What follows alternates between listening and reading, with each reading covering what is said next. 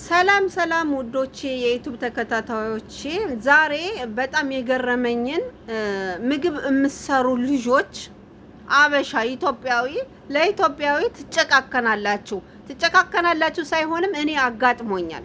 ምክንያቱም እኔ የዛሬ ስንት አመት ነው ስሰራ 2 አመት ጨርሼ ነው የሄድኩኝ። ግን ስሰራ እኔ ጽዳት ነኝ፣ እሷ ምግብ ናት።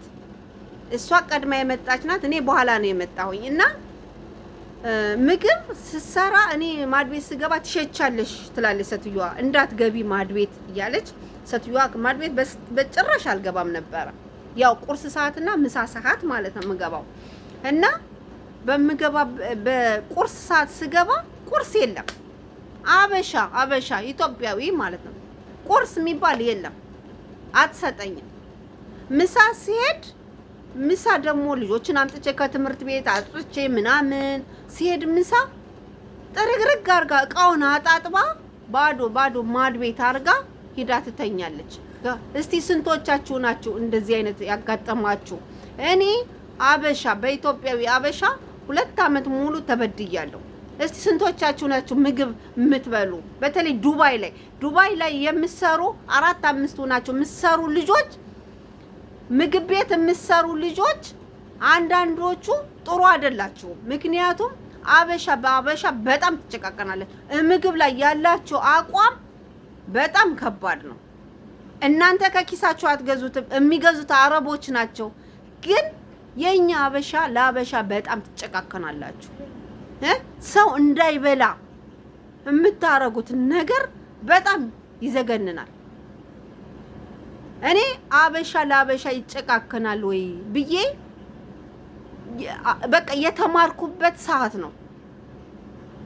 2000 በዚህ አቆጣጠር 2000 ትዝ ይለኛል። 2013 2014 የዛኔ እኔ ሕፃን ነኝ። የዛኔ እንደዛ አካባቢ ነው የመጣሁኝ። 2 አመት ቆይቼ ስቃይ አይቼ በምግብ ሂጃለሁ። እና አሁን ምግብ ብሉ በምልበት ሰዓት አስታውሳለሁ። ግን ይችን ዩቲዩብ ላይ ልጫን ብዬ ነው የተናገርኩት። እና በአበሻ በጣም እንጨቃከናለን ነው። ሌላ ዜጋ አይደለም፣ ሌላ ዜጋ ነው። ግን በኢትዮጵያዊ በጣም ነው የምንጨቃከን። እኔ 2 አመት ያቺ 2 አመት መቼ ነው የምታልቅልኝ እያልኩ ነው ያለቀች። በእውነት ነው የምነግራችሁ።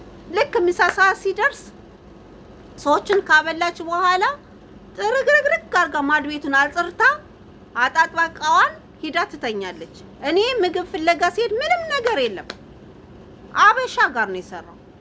እኔ ሲጀመር እኔ አንዴ ብቻ ነው ፊሊፒን ያጋጠሙኝ። ፊሊፒኖች ጋር አንዴ ነው ያጋጠሙኝ። ከዛ ውጭ አበሻ ጋር 2 አመት ሰርቻለሁ።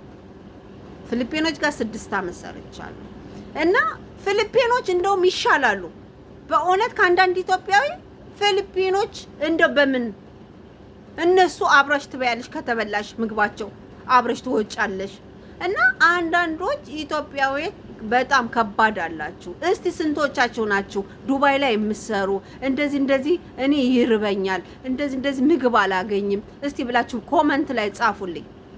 እኔ የተበደልኩትን ነው የነገርኳችሁ። የዛሬ ስንት አመት መሰላችሁ? 2013 በአረቦች 2013 14 እንደዛ 2 አመት ጨርሼ ሄጃለሁ። እና ውዶች የምልላችሁ ነው በየቤቱ እራብ እንዳለ እኔ አውቃለሁ። ግን ምንድነው ከማንም አይደለም፣ ከአረቦች አይደለም፣ ከኢትዮጵያዊ አብረን ከምንሰራ ከማድቤት የምንሰሩ ልጆች እኔ ስላጋጠመኝ ነው እንደዚህ ያልኳቸው። እኔ እግዚአብሔር ይመስገን አሁን እኔ ምንም ችግር የለብኝም። ኢትዮጵያዊ ናቸው፣ እኔ ችግር የለብኝም፣ እበላለሁ፣ ጠጣለሁ። ግን በፊት ግን 2 አመት እኔ ጨርሼ ሂጃለሁ ተሰቃይቼ በራብ። እና ውዶችዬ እንደዚህ አይነት ራብ ቦታ ሲያጋጥማችሁ፣ ውሃ ጥማት ቦታ ሲያጋጥማችሁ እየገዛችሁ ብሉ። የተረፈውን አስቀምጡ፣ የተረፈውን ቤተሰብ እርዱ። ምክንያቱም በሽታ ላይ ትወድቃላችሁ።